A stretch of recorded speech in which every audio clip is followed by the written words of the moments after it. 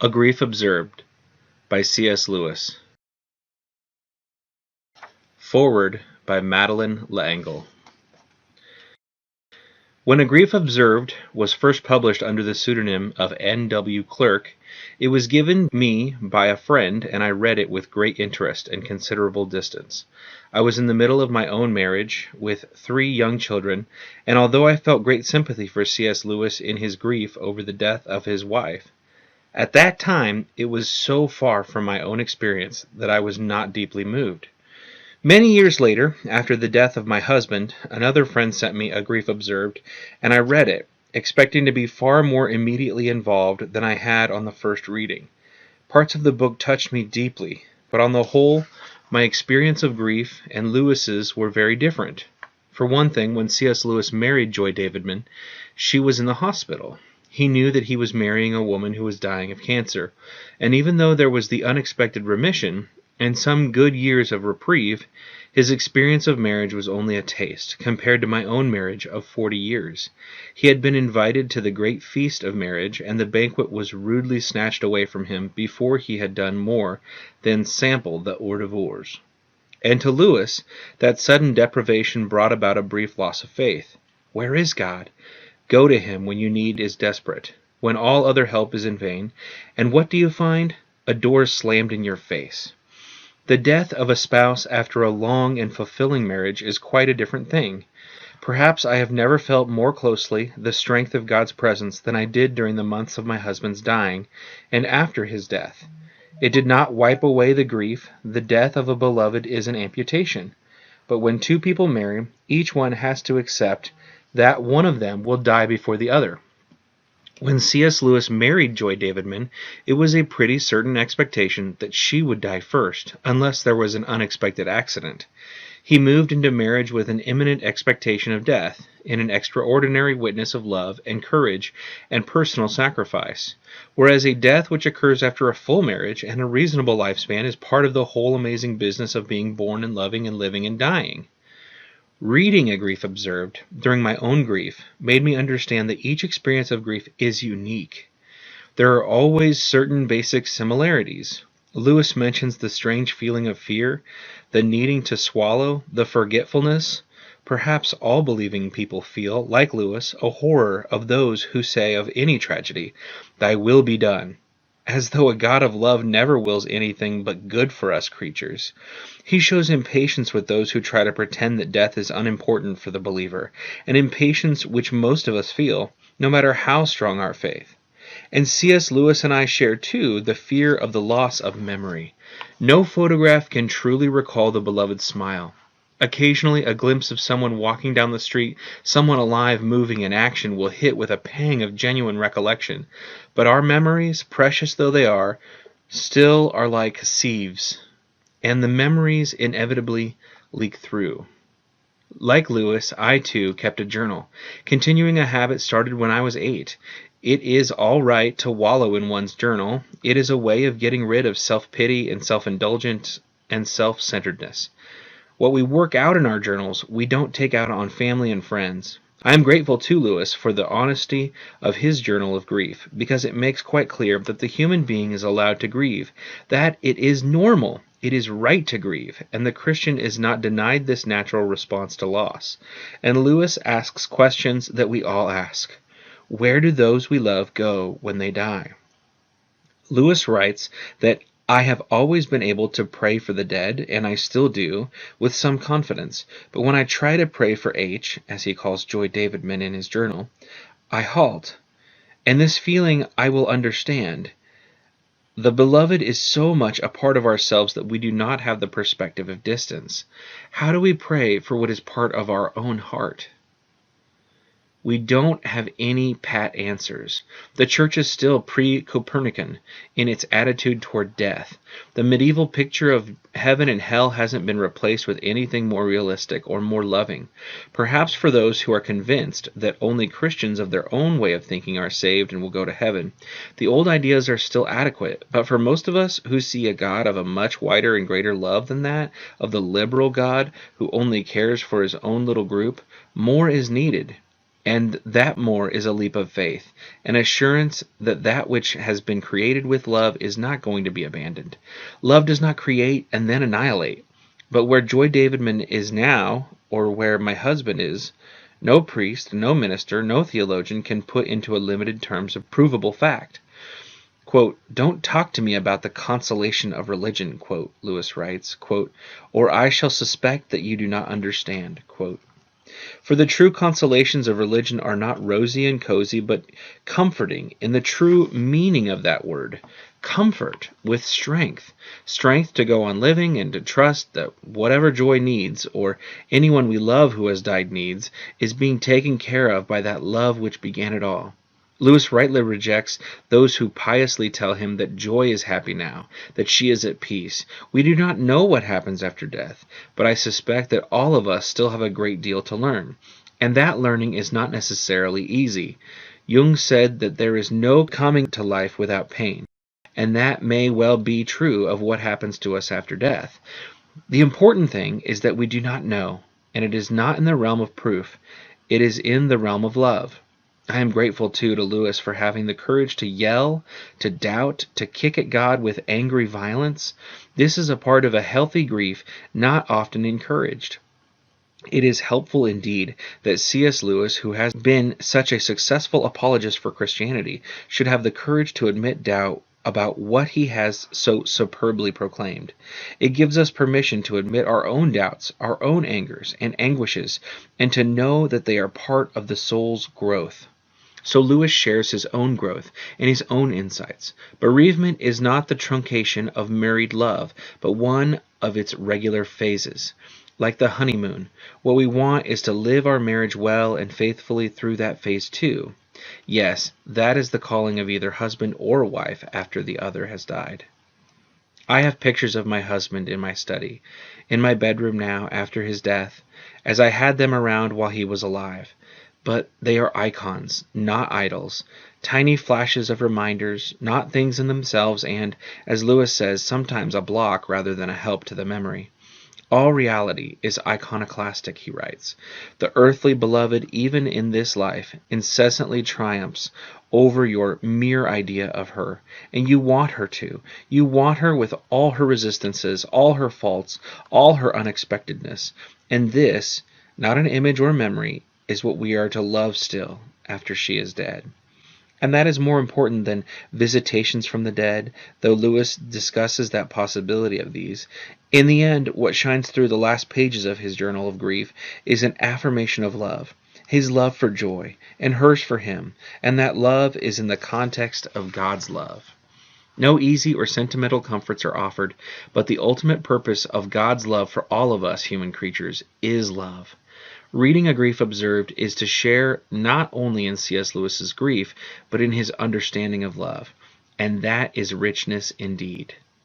Madeleine L'Engle, Crosswicks, August 1988.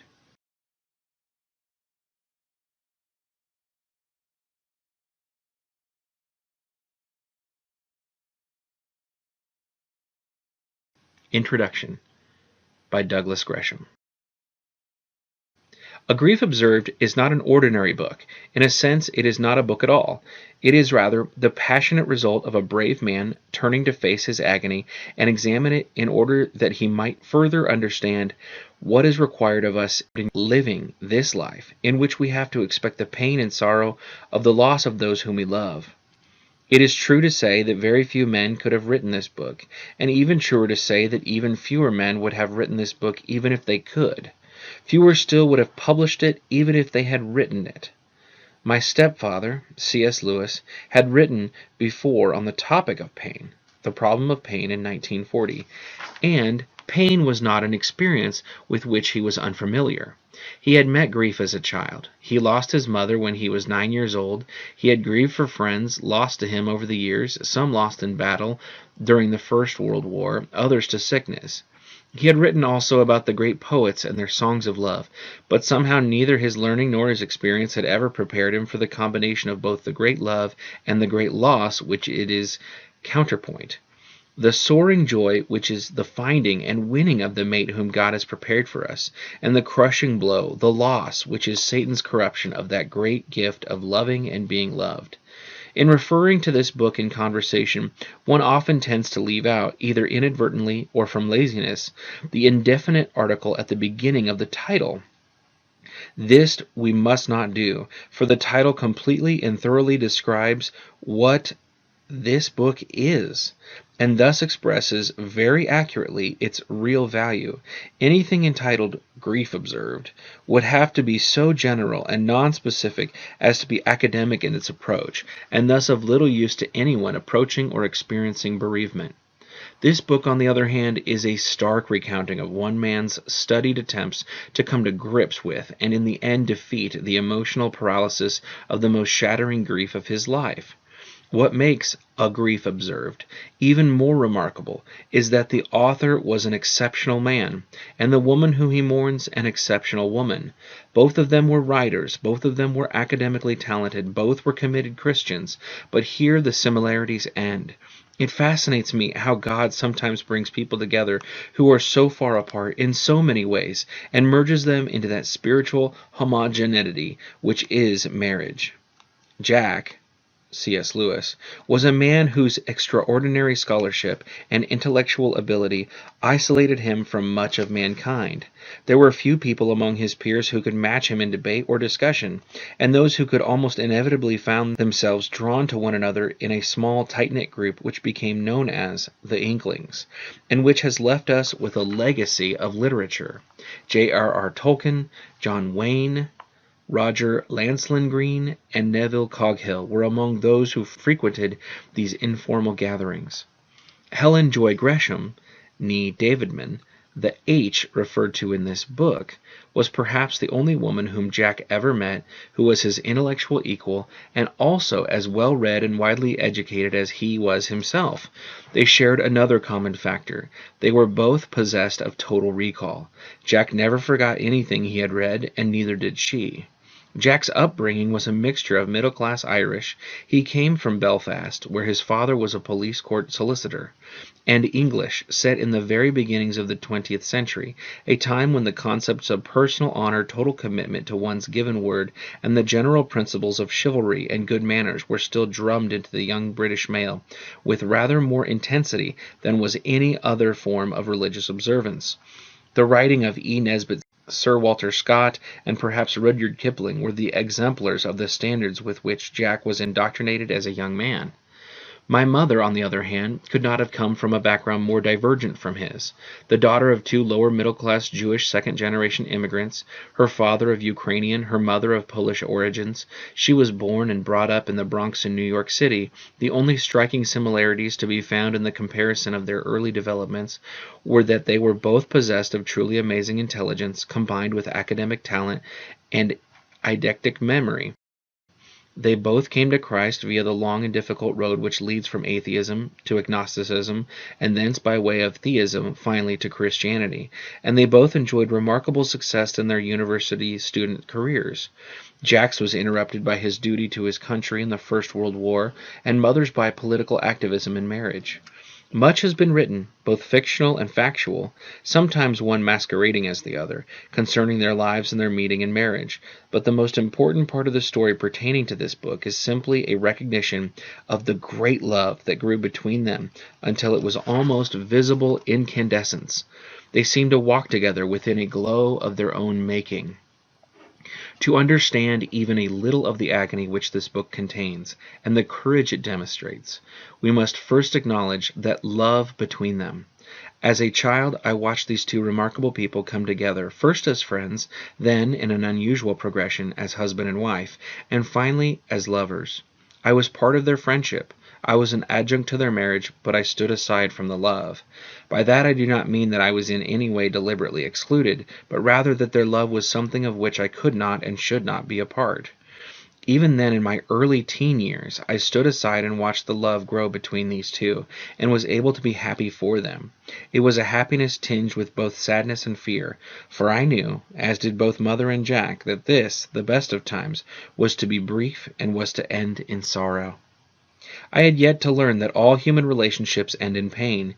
It is the price that our imperfection has allowed Satan to exact from us for the privilege of love. I had the resilience of youth upon which to fall when Mother died. For me there would be other loves to find, and no doubt in time to lose or be lost by. But for Jack this was the end of so much which life had for so long denied him, and then brief held out to him, like a barren promise. For Jack there were none of the hopes, however dimly I might see them, of bright sunlit meadows, and life-light and laughter. I had Jack to lean upon. Poor Jack only had me. I have always wanted the opportunity to explain one small thing that is in this book and which displays a misunderstanding. Jack refers to the fact that if he mentioned Mother, I would always seem to be embarrassed as if he had said something obscene. He did not understand, which was very unusual for him. I was 14 when Mother died, and the product of almost 7 years of British preparatory school indoctrination. The lesson I was most strongly taught throughout that time was that the most shameful thing that could happen to me would be to be reduced to tears in public. British boys don't cry. But I knew that if Jack talked to me about Mother, I would weep uncontrollably, and, worse still, so would he. This was the source of my embarrassment. It took me almost 30 years to learn how to cry without feeling ashamed. This book is a man emotionally naked in his own Gethsemane. It tells of the agony of the emptiness of a grief such as few of us have to bear. For the greater the love, the greater the grief, and the stronger the faith, the more savagely will Satan storm its fortress. When Jack was racked with the emotional pain of his bereavement, he also suffered the mental anguish resulting from 3 years of living in constant fear, the physical agony of osteoporosis and other ailments, and the sheer exhaustion of spending those last few weeks in constant caring for his dying wife. His mind stretched to some unimaginable tension far beyond anything a lesser man could bear.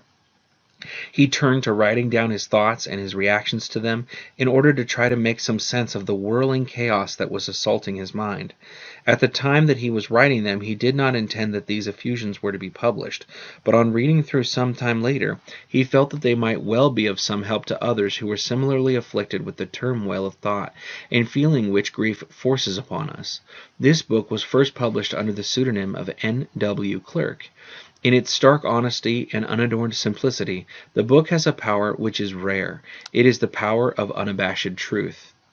To fully appreciate the depths of his grief, I think it is important to understand a little more of the circumstances of Jack and Mother's initial meeting and relationship. My mother and father, novelist W. L. Gresham, were both highly intelligent and talented people, and, in their marriage, there were many conflicts and difficulties. Mother was brought up an atheist and became a communist. Her native intelligence did not allow her to be deceived for long by that hollow philosophy, and, by this time married to my father, she found herself searching for something less posturing and more real. Encountering amid her reading of a wide variety of authors the work of the British writer C.S. Lewis, she became aware that beneath the fragile and very human veneer of the organized churches of the world there lies a truth, so real and so pristine that all of man's concocted philosophical poisons tumble into ruin beside it. She became aware also that there was a mind of hitherto unparalleled clarity. As all new believers do, she had questions, and so she wrote to him. Jack noticed her letters at once, for they too signaled a remarkable mind, and a pen friendship soon developed. In 1952, Mother was working on a book about the Ten Commandments, Smoke on the Mountain, Westminster Press, in 1953. And while convalescing from a serious illness, journeyed to England determined to discuss the book with C.S. Lewis. His friendship and advice were unstinting, as were those of his brother, W. H. Lewis, an historian and himself a writer of no mean ability. On her return to America, Mother, now a complete Anglophile, discovered that her marriage to my father was over, and following the divorce she fled to England with myself and my brother. We lived for a while in London, and although letters were exchanged, Jack was not a visitor to our home. He rarely came to London, which was a city he was not fond of, and Mother and he were merely intellectual friends at this time, though in common with many other people, we were recipients of considerable financial assistance from his special charity fund. Mother found London a depressing place to live, and wanted to be near her circle of friends in Oxford, which included Jack, his brother Warnie, and such people as Kay and Austin Farrer. I think it is too simple and too supposititious to say that her only motive for moving was to be near Jack, but it was certainly a contributory factor. Our short time in Headington, just outside Oxford, seemed to be the beginning of so much that could have been wonderful. Our home was visited frequently by good friends, and was the scene of many lively intellectual debates. It was also during this time that the relationship between Jack and Mother began to redefine itself. I think that Jack resisted the deep emotional attachment to my mother which he began to be aware of, largely because it was something which he mistakenly thought was alien to his nature. Their friendship on a platonic level was convenient and caused no ripples on the placid surface of his existence. However, he was forced not merely to inward awareness of his love for her, but also to public acknowledgment of it by the sudden realization that he was about to lose her. It almost seems cruel that her death was delayed long enough for him to grow to love her so completely that she filled his world as the greatest gift that God ever given him. And then she died and left him alone in a place that her presence in his life had created for him. What many of us discover in this outpouring of anguish is that we know exactly what he is talking about. Those of us who have walked this same path or are walking it as we read this book find that we are not, after all, as alone as we thought. C.S. Lewis, the writer of so much that is so clear and so right, the thinker whose acuity of mind and clarity of expression enabled us to understand so much, this strong and determined Christian, he too fell headlong into the vortex of whirling thoughts and feelings and dizzily groped for support and guidance deep in the dark chasm of grief. How I wish that he had been blessed with just such a book as this. If we find no comfort in the world around us, and no solace when we cry to God, if it does nothing else for us, at least this book will help us to face our grief, and to, quote, misunderstand a little less completely, quote. For further reading, I recommend Jack, C.S. Lewis and His Times by George Sayer, Harper & Row, 1988, Crossway Books, as the best available biography of C.S. Lewis, Lyle Dorset's biography of my mother, and God Came In by Macmillan in 1983, and also somewhat immodestly perhaps for an inside viewpoint of our family life, my own book, Lenten Lands by Macmillan in 1988, Harper San Francisco, 1994. Douglas H. Gresham.